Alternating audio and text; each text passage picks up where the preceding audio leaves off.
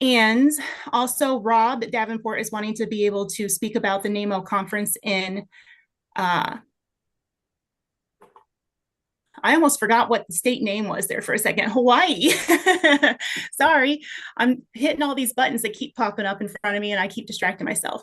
So I will turn the mic over to Rob Davenport if you would like to go ahead and take over and speak a couple minutes on that. Is he still here? Oh, I just got an email from him. He says that his internet is giving him an issue. So he's going to try to call through on his phone. So we'll try to watch to see if Rob joins back in later. While we watch for Rob to join back in, Lois, did you want to go ahead and take over and Sure. start your presentation? I can share my screen for you. That'd be great if you would. Thank you, Hannah. Yes. And can everybody see that? Yep. Can you enlarge it at all to just the slideshow? Yeah, working on that right now. There we go. Thank you. Okay, Yes. great. Well, hi, everybody. It's great to see some familiar faces from the NAAMO conference and those I hope to meet in the future. As Hannah said, I am Lois Fetterman, and I am the program director for the Something Special from Wisconsin branded marketing program here in the state of Wisconsin. And I'm, again, pleased to be here to do this presentation. You can go next, Hannah. Today, we're going to focus on just sharing, not all, but some of the highlights from the marketing campaigns that we conducted in 2025 that we were fortunate enough to have funded through USDA, especially crop block grant funds. Next, please. So I promise this is the one slide with a lot of text on it. The rest are fun pictures and so on. So our project overviews, Something Special from Wisconsin, showcase the people and the products and the pride that make Wisconsin truly one of a kind through a variety of methods with these grants. With select partners, we delivered a multi-platform marketing campaign designed to A, highlight Wisconsin-made goods, support local producers, inspire audiences to shop local year-round, and of course, recruit new members for the Something Special from Wisconsin program. So our brand came to life across the most engaging platforms such as blogs, podcasts, social media, e-newsletters, radio, print, and digital ads, clickable logo placements, QR codes, digital billboards in all major transportation hubs here in Wisconsin, including airports, bus and train stations, and hard copy old-fashioned calendars and more. And we were really thrilled with the ability to do this because, quite frankly, just about all of them had been out of our reach prior to this. Next, please. I'm falling victim to the chat pop-ups too, sorry. So first up, I'm going to talk about our brand refresh, our updated look and feel. Next slide. As you see there, that is the standard Something Special from Wisconsin logo that was developed, founded back in 1983, 1984, when the program itself was founded. And so our objective with this particular project of brand refresh was to find fresh, creative concepts that modernized our brand and would elevate the visual appearance of the Something Special from Wisconsin logo while also staying within our existing guidelines. One of the challenges that we've had, and I would anticipate that some of you have experienced this as well, is that of varying opinions as to whether or not we should throw the baby out with the bathwater and completely develop a brand new logo. Or the other side of the coin was, no, this is an iconic brand. It's been there forever. Don't touch the logo. So what we ended up coming up with is creating an updated brand, including a style guide with new color elements, typography, and etc. Next, please.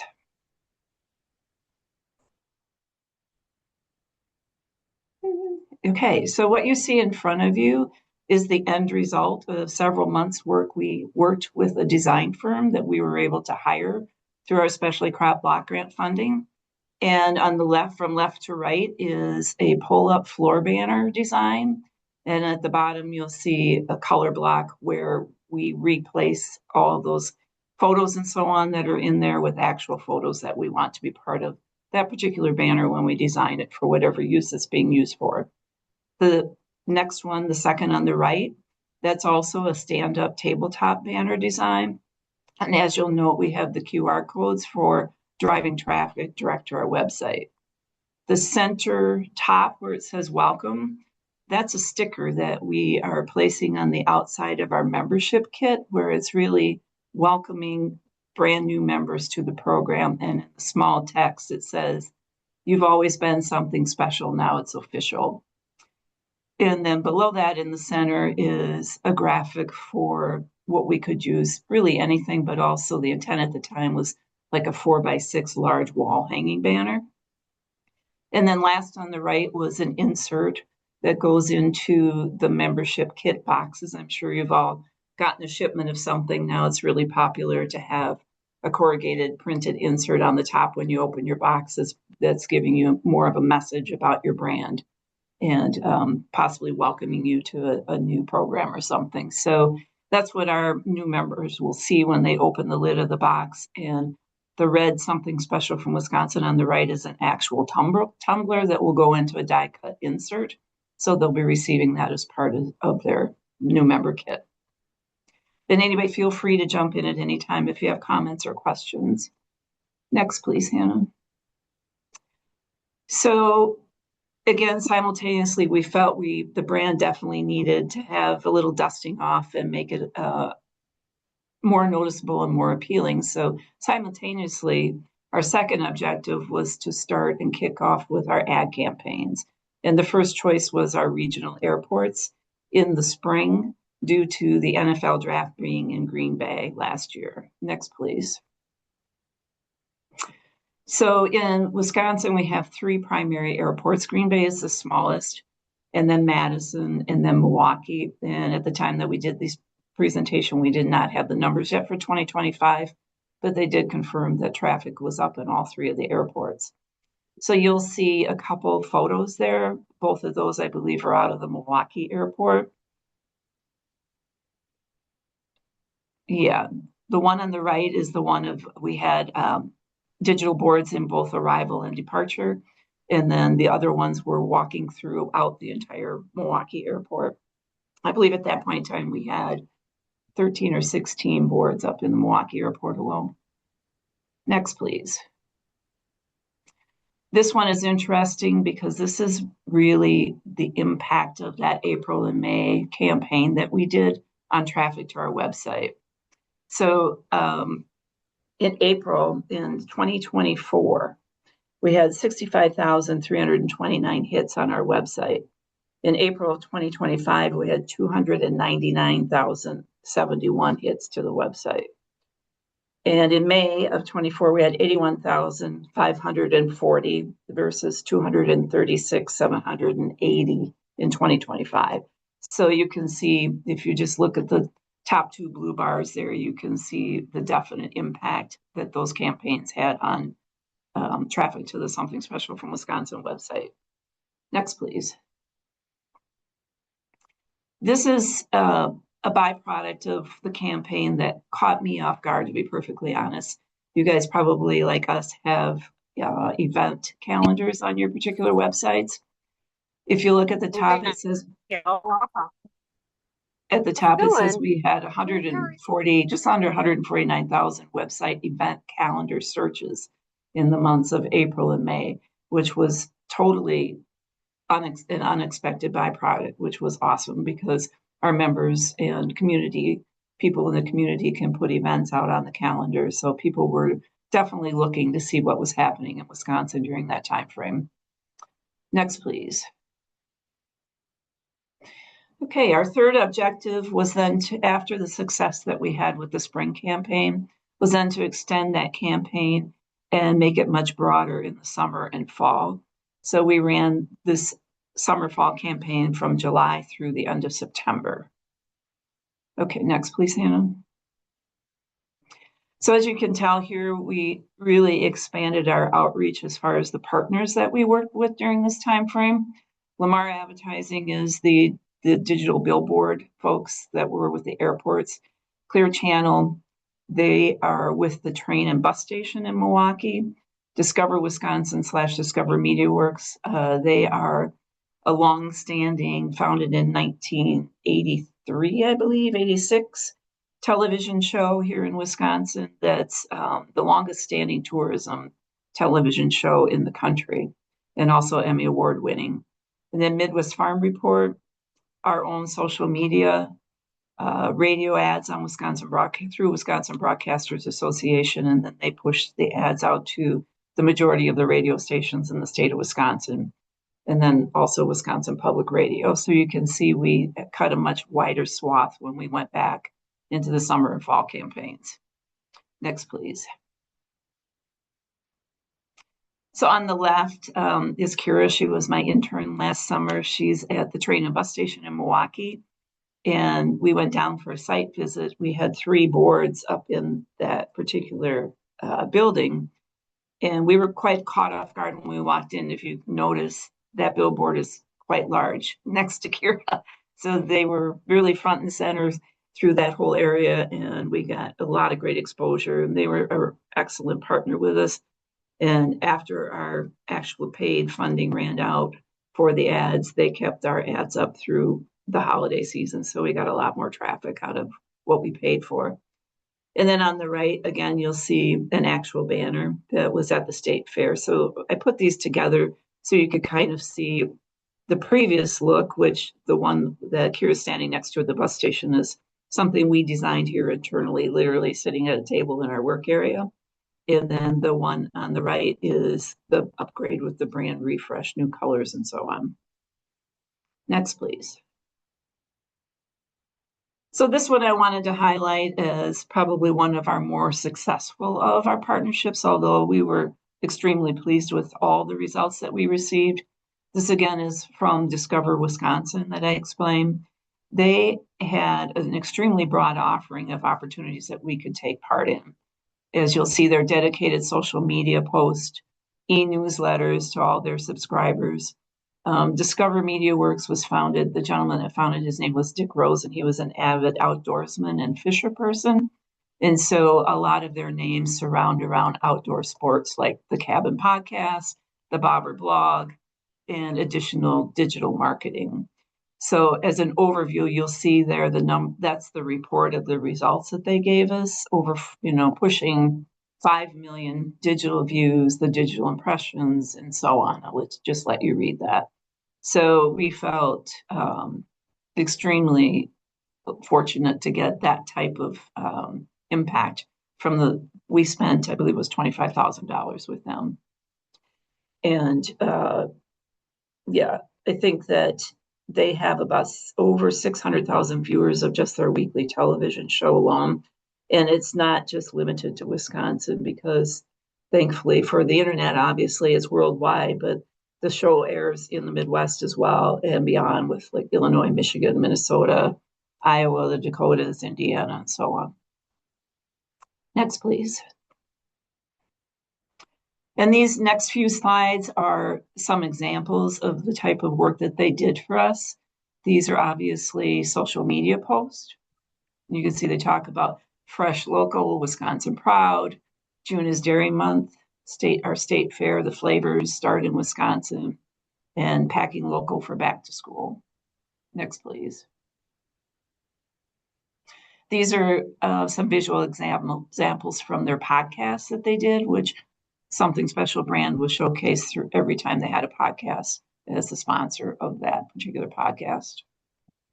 Next, please. And these are some outtakes from their newsletters that they sent out, talking about the different aspects, again, of a lot of it's focused on our membership categories and not necessarily any particular membership, because we want to be fair to all of our roughly 500 companies and not just highlight particular ones. So we try to focus on product and member categories. Next, please. And last but not least, this would have been from the blog. All the different entries or examples of the types of entries that they did for us. We tried to put a balanced emphasis on consumer awareness, building brand awareness, and outreach, and trying to recruit people to come to the website and link out to our company's websites. But then also, as you'll see in the center ones there, we also had a portion of the projects that we did that were member recruitment, trying to educate the Wisconsin businesses as to why it would be beneficial and a good thing for them to become part of our program. Next, please. Can you click on that, Hannah, and see if it will play? It's a video that we produced again as part of, I don't know if the music's going to play for you or not. I'll unmute myself. Maybe we can do it that way. Okay. Great.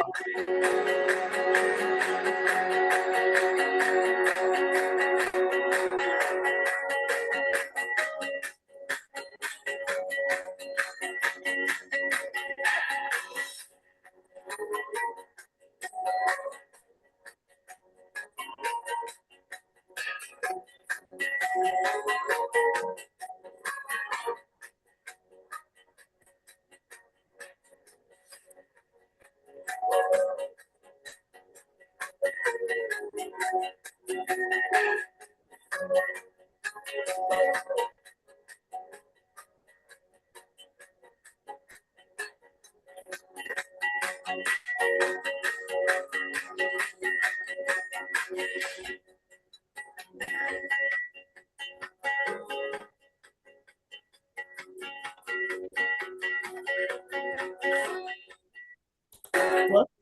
There we go. Yeah, thank you.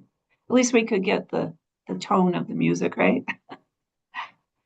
And that, again, was put together by the marketing firm that we worked with using all the new rebranding colors and images. Okay, next, please. So one of the last things I'd like to leave you with, based on every year when we do our annual renewals, we have a brief survey that we ask our members to complete. And one of the points in that particular survey is we'd like them to provide comments to us, good, bad, indifferent, whatever they'd like to share with us. And these are some of the pieces of feedback that we received from renewing members based on impact that they saw and felt from the work that you all just saw that we put out there. So the general impression was that the marketing itself had improved and people were noticing, maybe if they were completely specific on what they commented on, they were noticing that something different was happening and that they and their products were being promoted more so they felt than in the past. Okay, next slide. So our final slide, our collective impact of all this effort that we put forth was a total of 145,592 specialty crop block grant dollars that we used. And that was across more than one grant. We had 3 grants over time frame that we were able to draw from. So fortunate, I still kind of stumble over this number that we had pushing 84 million impressions or views from our direct advertising and other activities. And then the impact on the Something Special website as a whole. In 2024, we were around 650,000 visits to the website. And you can see there in 2025, we came in just under 2 million. And if you look back to fiscal year 19, when our particular website we use right now was launched, we're almost a 1,500% increase over the activity in that year. So we were thrilled with the results. And I believe that is our last slide. Yes, great. So any questions or comments?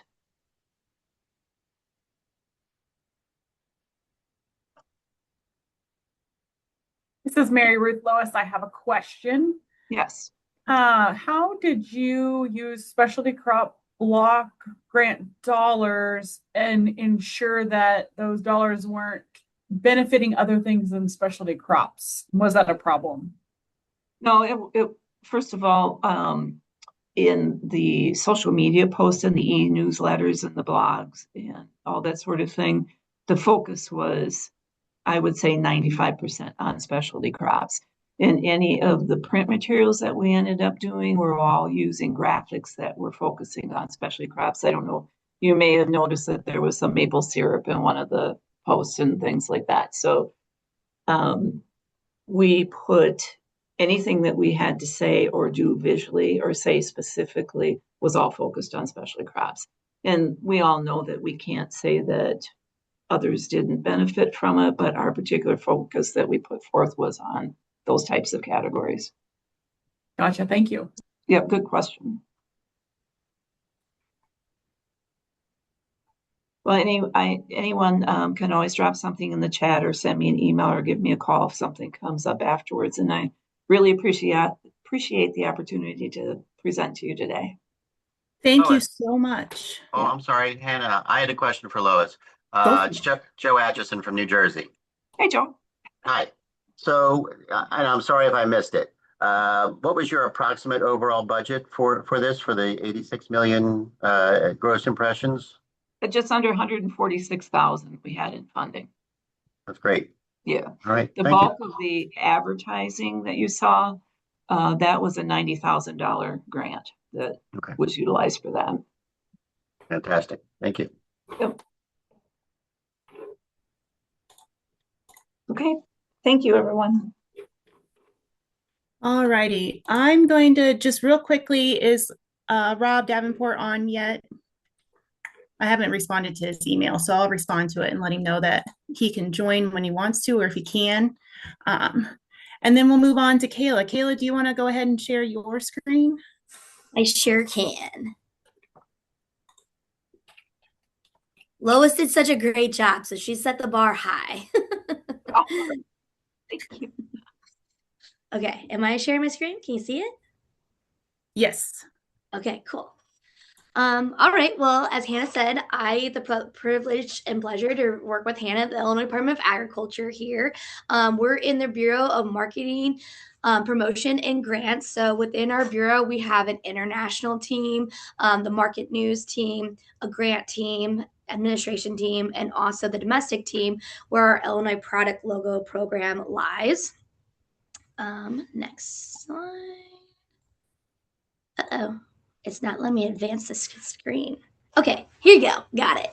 Okay, so we have 3 logo programs that we facilitate here. We have our overarching one, the Illinois product logo. That logo was designated products that are produced, processed, packaged, or headquartered in Illinois. The logo was created by the Illinois legislature in 1988 and is part of our IDOA's mission by statute. And so this program is evergreen. And then we had a couple of additional programs that fall underneath the Illinois product categories. So we have our Homegrown by Heroes and Illinois Grown. Homegrown by Heroes, I'm sure a lot of you guys understand this. It's part of the national brand as well that identifies veterans or current active duty service members who are Illinois farmers, ranchers, fishermen, and producers. This one Nicole facilitates on our team, and it is a little bit difficult to process because they apply with us for our Illinois product program, and then we have to send them over to the veterans program and then back to us for Illinois product. So that one we're still working on, trying to figure out how to best facilitate it. Okay. And then we have our Illinois Grown program, which is our latest one that we've launched last January 2025. It identifies products grown in Illinois or containing at least one ingredient grown in Illinois. Now, this stems from the program Buy Fresh, Buy Local. We had an Illinois charter and we had different organizations trying to facilitate that program. It was not funded, a lot of volunteer organizations putting it on, so it wasn't as consistent or was as robust as it could be. And with our Illinois product program being wide reaching through a bunch of different companies, this was a way for us to highlight and champion our farmers here, and also those program products that have at least one ingredient grown in Illinois. So how we advertise our brands is we have 3 buckets. We go through consumers, producers, and retailers. So we launched our Illinois Grown campaign last year. I believe we started in June 30th, and we used specialty crop block grants. And that was really dedicated to it because Illinois Grown is about products that are grown in the state of Illinois. We did approach for, hold on, this is lagging on me. Okay. We did video ads. So we did television, streaming, and social media. Image ads, display banners, and social media posts, which also included, we also used influencers as well. We did audio ads and then search engine marketing. So we did a study with our marketing agency that we hired for our campaign, DCC, and they researched what the state of Illinois consumers think of when they're thinking about buying fresh products. Since our state is so long, we broke it up into 3 categories. We did the northern, central, and southern regions. Northern region, whenever people are thinking about buying local or buying Illinois grown, they think of it's a little bit more of a want, and they go do it for like more of a status sometimes. And in Southern Illinois and Central Illinois, it's out of need, it's out of necessity because that's how they get their products. So we tailored our ads towards those different regions. So our campaign overview, we had a really great outreach. We did about 5 times higher than the industry average, which is really great. We did a 2-prong approach. So we did a phase 1, which was more of our getting people to know, and then this phase 2 was more about taking the pledge and making sure people would have access our items. And then I'll just leave that there. We had some really great outreach. So our influencers, they did about 312,000 views, and that was in our Chicago region. We had a couple of them go to farmers markets to take video. A couple of them went to farms. A couple of them went to Jewel Asco, because we like to say that Illinois products aren't just at your farmers markets. They're also in grocery stores. They're where you already shop at. And our catchphrase was a logo for local. And I'm going to see if this video will play for you guys. I might need to stop sharing and go to the YouTube page. Did it take you guys to the YouTube page or no? Nope. Okay, let me share my new screen. Just a second. Sorry about that. Let's see.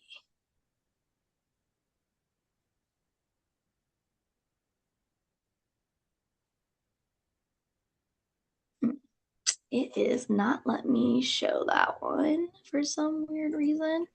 Well, let me restart. And if it doesn't show for you, Kayla, maybe we can send it to Jill and have Jill send it out through the email. Okay, cool. Well, it's not letting me. Oh, yeah, here we go. Okay. All right.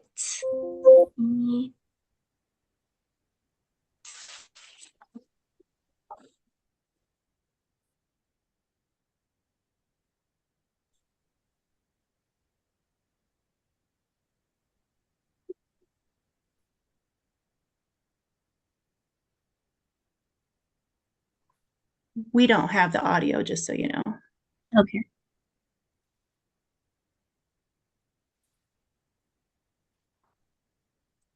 Well, that was a bummer. It's a really good video, so we'll send that out later. But what we did is we went to the actual farms to film too, so that way people could see actual specialty products like our pecan farms, our dairy farm, and we went to a local grocery store that we actually helped fill. Okay, next slide. All right, so our phase 1, this is our outreach for phase 1. We had a lot of engagement on Facebook, and then also Pinterest was a really great driver to take people to our website. And that was really honestly a last minute thought from our DCC campaign. We didn't really think about utilizing Pinterest as a social media platform, but this really did work out for us, as some people might utilize that as for meals or recipes. So it did really work out in our favor for that. And our influencers, again, had a really great engagement in the Chicago region. Radio for us still works in the central and southern regions too, because a lot of people, it's quick drive times in those areas. And like in Chicago or in the suburbs, it's a little bit more congestion. So people hop onto their more of their streaming services. which we captured them in a different way, but radio still works for us in this area. We as well did a couple of different surveys too. So we did a June survey. We didn't have as many responses. It was about 2,000. We did that survey before we started our campaign to see if people recognized the logo, knew that Illinois grew specialty crops. We kept it to 8 questions. And then we did a follow-up survey in November, which is a terrible time to do surveys because there's Thanksgiving and Christmas. No one's thinking about taking a survey at that time. So we had a little bit less responses. That didn't really help to see how our outreach campaign went. So that's something as we start a new campaign, we'll be able to adjust those timelines. So our phase 2 was the pledge. So we were driving people to our website to take the pledge. Prior to that, how consumers were able to take a pledge was at our special events, and it did lay on our website. So this time we were able to do that in all of our ads, Facebook, Pinterest, YouTube, streaming audio. People were able to go to our website, take the pledge. We went from, I believe, 0 people pledging online, or maybe 1 a month, to about 1,500. So it was a really huge uptick that we saw. And we also redid, this is our pledge website, as you can see, in phase 2, it really went up. We had about 1,500 forms submitted and completed. And so there was about almost 4,000 that started the process of that. I don't think I have the web page on here, but I wish I would have put this on here, because our web page, we put on there a couple of different ways for people to source out Illinois products. So that helped them we also saw on the hotspot that they would scroll down and go down to those Illinois product pages too. Okay, if you guys want to take a second to take the pledge, no, I'm just kidding. But this is what we would also do in our presentations, or whenever we're trying to get people to take the pledge, and they got the opportunity to get a free sticker or a free bag if they took the pledge. And this next phase, we're doing another campaign. We'll have new items for people to take the pledge with. Okay, so real quickly, our producer program, I'm getting close to the end. We redid the Illinois Grown, added that to our logo program. So we have a company profile, but now we have a digital company profile. So it goes into our Maze system. That's our CRM. So, but at the beginning we had a PDF that we did that. For Illinois Grown, to confirm that you are actually buying from a farmer, we have a farmer sign off. So if you sign up to be an Illinois Grown, and you have one product in your ingredients, we have them sign off on farmers, because that was something that was important to some of our growers, to make sure that people are actually buying from Illinois farmers. So that's just one of our check boxes to make sure that people are actually, in fact, buying from farmers. We also have point of sale materials that we give out completely for free for Illinois Grown producers. So they get some shelf talkers, stickers. Those are floor stickers, but we also found out they work on refrigerator systems, and then also windows as well. And then they also get a sold here sign, because sometimes we don't have the best access to our retailer buyers. So why not give it to the producers who could take it with their product when they bring it to the retail location? Okay, for our logo program, we have events that we also have part of our outreach. So we have 3 expos, one in Chicago, one in Springfield, one in Des Moines. We have our Illinois product store that happens at the state fair. We also have our holiday box that we do in the winter time, which has really gone really well, and gotten a little bit too big for us, I feel like. So we're trying to figure out how to best facilitate that still. And then we also have 3 markets that we do in Springfield, a farmer's market that runs the whole summer. We have our fall market, and then we also have our holiday market in Springfield. So our retail program, we also have retailers that sign up for our logo programs too. And they have the option to be able to sign up for a banner or a display as well. Something that really helped us during this campaign is we had our Illinois food directory. Some of you guys might be familiar with Market Maker. People consumers can utilize this to search. Like if they want to search raspberries, they can put the search terms in there. Or if they want to search by demographics for our people that's in our program, they can search women-owned element product businesses. So it gave them the opportunity to search throughout the whole state of where they can acquire Illinois products. Also on here, we have our retail locations as well. And then we also started and launched the Illinois Buy Sell Forum through Market Maker. So, for example, it connects farmers or producers to institutions. So, if someone's looking to sell peaches and an institution wants peaches, this is how they can connect. Also, let's say a producer is looking for plastic pallets, they can put on there looking to purchase X amount of plastic pallets, and if a seller has that, they can connect with them directly. And I think that is all I have for you guys.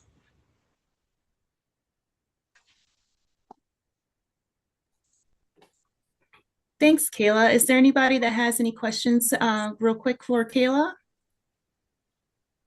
Kayla, I know I'm sorry. oh, go right ahead. No. I just was going to say, I really like that you send the retailer signage to the producers, because we also sometimes have a hard time making that connection with the retailers. And, every store is kind of run independently, even if it is a large chain. So I think that's great. I'm also curious just kind of how your buy sell forum is going. Like, is that being used regularly? I don't think as good as it was anticipated. I think there was, we did have some funding shakeups with some of our institution funding. I think that might have put a little bit of a pause with usage of that. I think there's a ways to get that more into people's hands. And we're still figuring that out. I think we launched that fall of this last year, or maybe even spring of last year. So it's still fairly new for us as well. And, I'm sure most of you guys experience this too, where you're building the plane as you're flying the plane. So that's a little bit what we're trying to do with Illinois Grown too. Got it. We had something kind of similar during the pandemic that didn't get utilized the way we had thought it was going to. So yeah, if that reassures you that it's not the easiest thing. Okay, good. But I will say for the retail, we're in 28 stores now through our producers. So that went quicker and easier than going to the retailer locations themselves. So that was the easiest way to get in, was through our producers. Great. And Kayla, real quick before Mary jumps in about the NAAMO conference, Julie said or asked in chat, she says, who performed the brand lift study results for us, and how much did it cost? Besides timing, what would you do differently? Right. So through the Specialty Crop Block Grant, it was about $302,000. That includes the advertising campaign and then also our point of sale materials and any additional swag that we purchased too through the Crop Block Grant. And we went through DCC. DCC Marketing did all of this for us.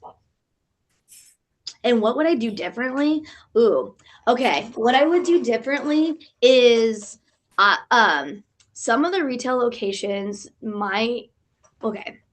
something that I've heard from producers was, if they're pulled, let's say it's a jam producer, right? If they're pulled from that shelf for a special display, sometimes people might not see it there. So they prefer to be on the shelves with the rest of the jams. So I would have been a little bit more strategic with shelf talkers, having more of those access, doing more shelf talking, so that way they're already there in the jam aisle when people are thinking about jams, right? And then I potentially would have considered, and I'm still trying to toy with this idea, is renting space at grocery stores to have a display of all Illinois products on an end cap. Thank you, Kayla. We'll go ahead and have Mary Ruth jump in and let us know about the NAAMO conferences coming up in August. Thank you, Hannah. Before I do that, I know Kayla and you and I have talked about this before, but I think you're further down the road. Do you have just a brief couple liners about Market Maker? Would you recommend that to others? Is it working well for you? Do you love it? I think as in all directories, there's always room for growth, right? And like usage. I think what I could do better is telling consumers. That was one of the survey questions too that we got feedback on. Market makers was like making sure consumers don't really understand how to use it. It's a little bit more, it's a little small bar, but like market maker is willing to work with us on like making it look a little bit differently. So I think we could do a little bit more of explaining how to utilize it because it is kind of confusing. And then also, as I'm sure you all know this too, is making sure our producers remember to update their items or fully put in what they have. That's just with every system that you're going to use. For sure. Well, I know we are watching you use that and just ready for you to work out all the kinks, and then we'll jump in and get on it too. So, A privilege. Thank you for that. Thank you for sharing. So, I will say just a few quick words. I hope everyone has seen the tentative agenda for the NAAMO annual conference. This is just a fabulous opportunity to go to a fabulous place.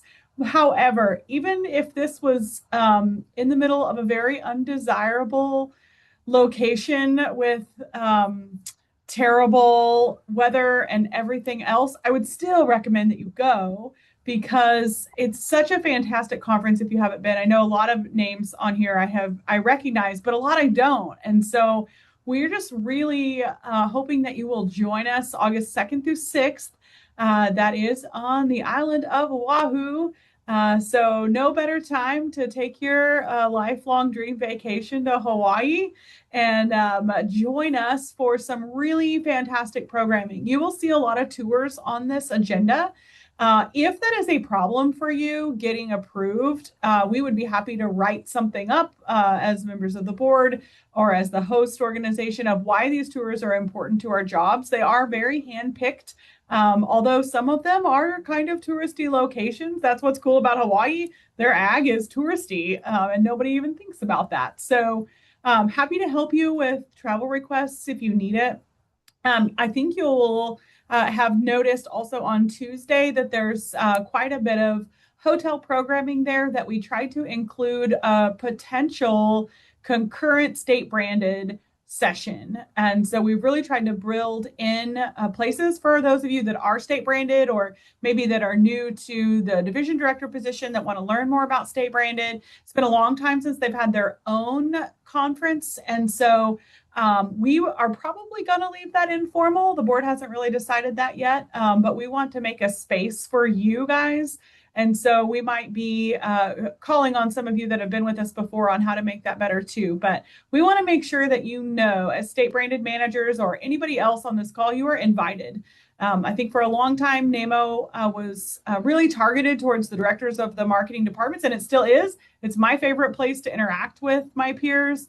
But we want everybody involved because there's so much value in that conversation that happens all over the place, whether it's on the bus or in the networking time or even just at breakfast. So we hope you all join us. Please reach out to a board member if you're having trouble with travel requests that they say you're just going to go play, and we would love to see you. Joe, I see you're unmuted. You got something to add? No, not really. I mean, I'm just excited about Hawaii, and yes, I will be double dipping. And my wife will be flying with me, and we'll be staying for a couple extra days after. But it's an opportunity for, especially for us way far East Coast folks, to get out to Hawaii for business purposes initially, and then to explore a little bit afterwards. I hope to see a lot of new faces there. We had a good crowd in New Jersey last year, and now we're going the exact opposite side of the country for us. So we look forward to seeing everybody there. Perfect. And the hotel link is up. You should have received that in your email. If not, please reach out to one of us. I'll see if I can even be fancy and drop that in the chat for you.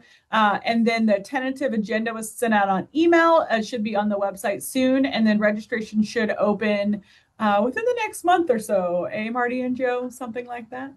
Well, we're working on it. So thank you. Hannah, I'll turn it back to you.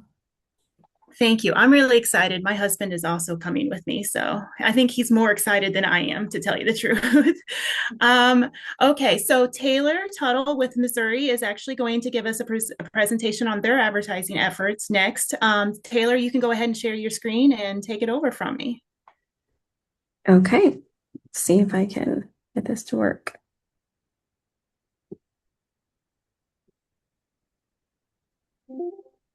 Here we go. Oops, let's see. And we can see it whenever you want to start your slide. Awesome. Okay, everybody can still see it? Yes, ma'am. All right. Well, my name is Taylor Tuttle. I am the Missouri Grown Program Manager here in, of course, the state of Missouri. Missouri Grown is our ag branded program, and it is part of the Ag Business Development Division. We have 3 programs in the Missouri ABD. That is Market News, our domestic and international marketing team, and then, of course, Missouri Grown. So just to give a little overview of Missouri Grown before I get into the advertising and marketing side of things, we were established in statute, so we're a creature of state statute in 1985, and we were called Agri-Missouri. We rebranded to Missouri Grown in 2016, and I've already mentioned the last bullet, so we'll skip that. Like everyone on this call, we are a small but mighty team, and you can see a picture of our team from last year's fair. One of those team members has moved on to the Market News team, actually, but was able to hire on our intern as a full-time marketing specialist. So we have a great team, and we really enjoy working together in this space. So our mission in Missouri Grown is to connect producers to consumers and consumers to agriculture. So all of the work that we do really focuses on that. And we really focus on all of Missouri agriculture. So of course, our jams, jellies, meat sticks, honey, some of our smaller producers, but also our rice and cotton growers in the boot heel, our soybean and corn, our cattle, all of the different commodities that Missouri agriculture has to offer. So when thinking about Missouri Grown, we really have 5 key program areas that we focus in. Of course, our membership piece, which is what I'll spend the most time talking about. We do communication and marketing, some education outreach, which would be really more focused on not just connecting consumers to agriculture and doing like youth education events, but also really empowering that next generation of ag leaders. So we have our Missouri Agribusiness Academy program that focuses on high school ag students and exposing them to the different career opportunities in agriculture. We do some farm to table efforts, although a lot of our farm to table is actually grants. We have a food insecure cost share grant that we implement in the state, an urban ag cost share grant, and then also the Senior and Wake Farmers Market Nutrition programs, which is a little unique. Oftentimes those programs fall under departments of health and senior services or social services in other states, but here in Missouri, they fall under our umbrella. And then, of course, we do work in agritourism. So talking about paid advertising, we do an annual ad campaign with a marketing agency. They are based out of Sedalia, Missouri. It's called Callis. They actually work with the Missouri State Fair as well. So they're well utilized by the Missouri Department of Agriculture and really great partners. They represent a lot of similar type brands, ag brands, natural resource type brands. So they really have a good feel for who we are and what we need. Annually, we spend about $50,000 on our digital advertising. A lot of that, of course, focuses on seasonal ads, especially in the late winter, spring is when we focus on member recruitment. We always try to highlight Mother's Day. We've really geared more towards the U-Pick flower farms. That's kind of an up and coming thing here in Missouri. And so we try to find those little niche things that might make it a little more interesting instead of doing the same old every year. Of course, June and July, that's pretty hard. It's grilling season, so we do a lot of barbecue sauces, rubs, meats, and things of that nature. August is back to school. Fall, of course, is agritourism. And then December is those Missouri grown gifts and unique gift ideas. And FY24, and I won't go through all of this because I know we're getting squished for time, but just kind of gives an overview of the traction that those ad campaigns have had over the last 2 fiscal years. And if you look at FY25, the reporting for that was a little bit different this year. And to be quite honest, I was out on maternity leave. So if Delaney saved them in a different spot, I haven't found them yet. But the report I found, they just didn't go into quite the detail that they did in FY24. But I did include some of that for this presentation. So again, that's about $50,000 that we spend each year. It is a lot of Facebook and Instagram advertising, but we've really focused a lot also on Google ads, YouTube ads, and things of that nature. Just in my experience, both here at the department and also in my Missouri Beef Industry Council days, YouTube ads tend to be very cost effective. And so that is definitely an avenue that we explore here in Missouri Grown. Some other paid advertising, and I call it advertising. It's really a sponsorship with the Missouri State Fair. But a lot of what we get out of that is advertising. Of course, we do it to support our fair, our Missouri State Fair, but it is also a good fit.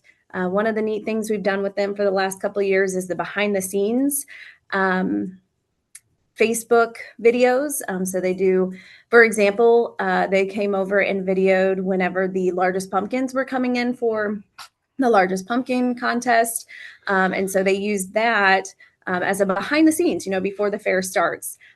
So that is a really unique opportunity that we have there. We also do concert commercials at the state fair. So this is a video that we have that plays in between, I guess you would say like in the intermission, but also before the concert. And I was going to play it, but I think we have another team that's coming in here to present right at 2:00. So I'm going to skip playing that. Just as a fun fact, our building is currently being renovated. So we are housed in the Jefferson City Mall and some renovated space. So our conferences and quiet space is kind of limited. So bear with me as I brush through this real quick so I can give up the space. Another thing that we do at the state fair that's, I kind of look at it as advertising or just promoting Missouri agriculture as a whole, and of course also Missouri Grown. We developed a kids video series. So this video series is all about Missouri agriculture, but it's told from the kids' point of view. So these videos play an ag venture, and the kids, it's basically them as the farmer, and they talk about what it's like on the farm and what they do on their farm. So kid to kid type presentation. And whoopsies, I skipped screens. Can you all still see on my screen? We can see it, yes. Okay. And let's see. I keep switching back and forth. This is an example of some social media that we do. So we really like to, just one second, I'm actually going to move my spots.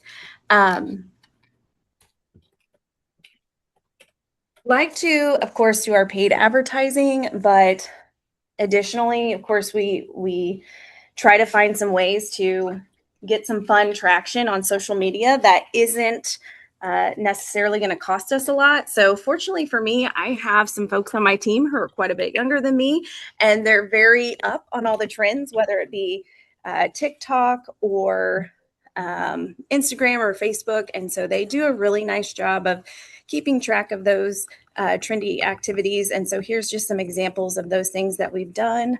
One of the things I'd like to highlight on this is, as you can see, we have the Elf on the Shelf. So we tried to tie into that for Christmas time because, that's just a trendy little holiday tradition. And we had the elves come in and they snuck a few boxes and things like that. So we really try to keep it unique and keep it on trend, just keep people interested. And forgive me, I'm literally walking back to my cubicle. So thank you everyone for bearing with me because I got kicked out of the room. You Their are a call rock started. star. You are a rock star. Thank you for sticking So with if you us. heard extra conversations down the hallway, that's why. So this is just some of those trendy things that we've tried to latch on to and do organically here in Missouri Grown.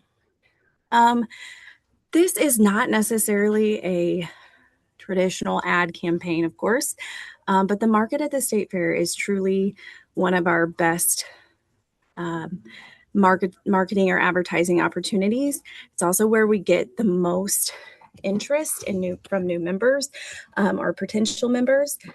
So we really do focus a lot on our efforts at the state fair. In the last few years, we've really focused on trying to jazz up the space, make it look a little more trendy and more like a retail space. So here are just some pictures from the fair last year to give you an idea of what that looks like. And then another opportunity that we have that I also look at is truly a way to market our program and our products and our members, of course, is our holiday box program. We've been doing this since 2020. Of course, started because of the pandemic and saw an opportunity there. And it's just been a success each year. So we continue to do it. It is $50 per box plus shipping. So the consumer pays the shipping just because shipping costs have gotten so high. We do about 500 boxes each year. And then last year we had boxes shipped to 15 states. Of course, the box has the company insert, which includes all of the member information. And then we have the social media graphics that we send to the members so that they also can help promote it.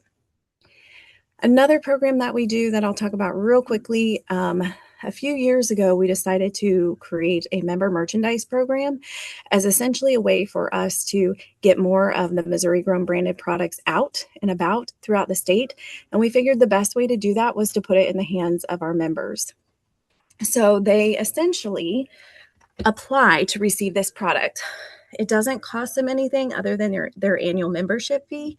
And if they are approved, then they essentially get the $250 in value in different marketing materials. So they fill out this application. Of course, bags tends to be one of the most popular items on there, as well as the stickers, but they can get shelf tags.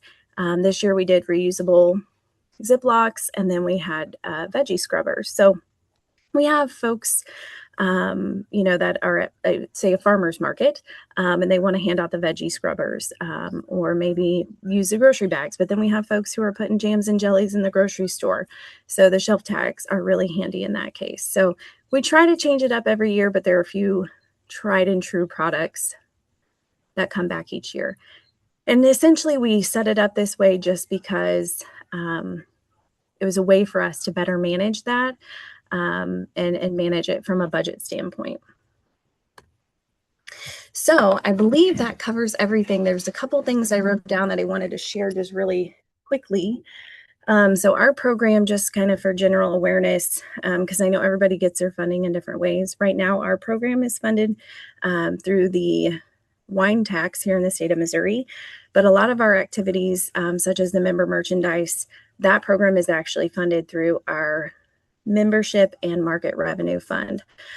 So that's how we do some of those unique different opportunities. And just a couple other things that we're working on here in Missouri that we're really looking forward to. We are currently transitioning from Salesforce to ServiceNow, and we're very hopeful that'll be an easier way for us to manage our membership and also add in some additional services and provide better services for our members. And then with that, we are going to do an overhaul of our website, which is definitely needed, and hopefully add a blog that will just enhance our ability to market and advertise Missouri Grown. So with that, I will stop talking and relinquish the floor back so we can maybe wrap up and get everybody back to their day. Thank you, Taylor. There was a question that came through the chat. Kristen would like to know, what do your membership tiers look like? Oh, that's a great question. So actually, when I first started as the program manager in Missouri, we did have 3 tiers. We had a free, a $50, and $100 membership. But what we found is that it was pretty difficult for us to really justify some of the jumps to those bigger tiers. And so what we decided to do, and honestly, just to streamline it for us and make it easier to manage across the board, we decided to eliminate the tier system. And now we just have one membership level, and it is a $50 membership. So everyone who joins has access to the same benefits. Of course, not all are applicable, to them. They're not as applicable as maybe to some others. But we figured $50 was kind of a happy medium. And I can tell you it has definitely made managing membership a lot easier. Do they have to pay that annually? They do. So we send out membership renewals. Katie on our team, she's the membership coordinator. She takes care of that for the Missouri Grown program each year. And they go out around January, February timeframe. And that is one thing we're really looking forward to with ServiceNow, is hopefully that will help make that process a little more automated, because right now it's very hands-on. So we're trying to make it more efficient. But yes, it is annually. Well, thanks. Yeah, good question. There was another question that came through from my coworker, Caitlin. She would like to know, what does your holiday box process look like internally? Are you packing the boxes yourselves at your department and shipping them, or sourcing that out? So we do it all in-house. And it is definitely a big task, but we've streamlined it over the years. I will say one year we did 700 and some boxes, and that was too many. So for our team of 4 or 5, 500 is the happy medium. And so we order all of the materials and the product, and we put those together in-house. And then we also take care of the shipping. Now, the wonderful thing that we had put in place, our IT state ITSD developed a website or backend essentially program for us to manage that. So we have a web page. Customers order the boxes. It comes to us on a backend. It is integrated with UPS, so we can ship the label, or we can print the label directly out of that system and ship them out. So they've really helped us streamline that. And I need to back up, because I said this year we did 500 boxes, because that's generally what we do. But because we are in the mall, we don't have the space that we usually do. We don't have our market like we do at the main office. So we only did 250 this year, and we sold out very quickly. So, but generally we do 500. So hopefully that answers your question. Kayla, do you want to come on and ask your question, or do you want? I do. I have some. We probably need a whole deep dive on this holiday box, because we just did 1,400 this last year. Well, 1,500 and sold 1,400, and it was a task, because we did That's a lot. It was a task. So, question about, how do you procure your items in the box, and how many items do you have in the box? It kind of just depends. I will say this year, in addition to decreasing the amount of boxes that we had available, we also had to downsize the size of the box, because literally they had to fit in our cubes and the limited space that we have in the mall. So I think we ended up having 6 or 7, but usually it's somewhere between 8 and 9 to 10 items. It is kind of handpicked. I would love, and I say we as a team would love to basically have an applications, maybe not even the right word. We would love to have everybody who wants to be in the box be in the box. But what we have found is there's just a lot of factors that you have to consider. Is it glass? What's the weight? What's the price point? And so we do kind of have to handpick what goes into the box each year. We have a waiting list of folks who have reached out and said, hey, I want to be in your box. And we keep that in mind. And then we've also worked with some of our folks, with different packaging or maybe a lower price point to try to make it work for the box. But we do kind of handpick it. And honestly, when it comes to items that go in the box, we pick from the folks who sell in the market at the Missouri State Fair, because that gives us an idea of how that product sells. Is it even an item that folks are interested in? Does it have issues with leaking? Like, it's kind of a test run for it. And so that's another factor that we consider. We just did an application, but Hannah, I think maybe we can have a deep dive into holiday boxes. I know our team here is very curious. I'm thinking possibly Q2 Midwest Regional webinar is about Holiday Box. I think that would be a great resource. And So, I will say, like in Missouri, obviously, we did not create the wheel. We just did not reinvent it. You know, we borrowed. So Idaho, of course, has a box program, and Kansas, I think we actually kind of stole it from our friends in Kansas. So thank you, Kansas and Idaho, for leading the way. But it has been a really great program for us. We got it from you, so thanks, Taylor. We appreciate it. It's just we're just passing it on. it's moving west or west to east. It's moving. All right. Does anybody else have any other questions for any of our presenters? Lois, Taylor, Kayla? Speak now or forever hold your peace. Or email me and ask me your question, and I can make it a Q2 or Q3 webinar.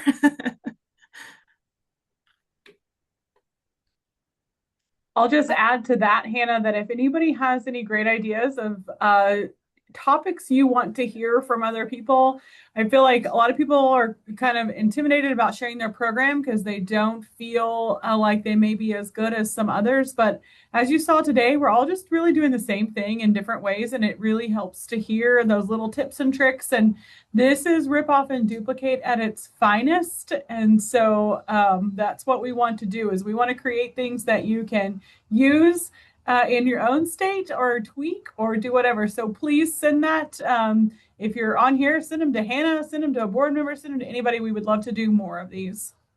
Yes. Thank you, everybody who attended. And I'm so thankful to have seen everybody join. This is little old Hannah and big time Mary Ruth doing a lot of background work, and it's amazing to see it happen. So thank you guys for all joining. That would all be Hannah. But you guys have a wonderful day. Great. Thanks. You guys have a wonderful day. Let me know if you have any questions. Thank you.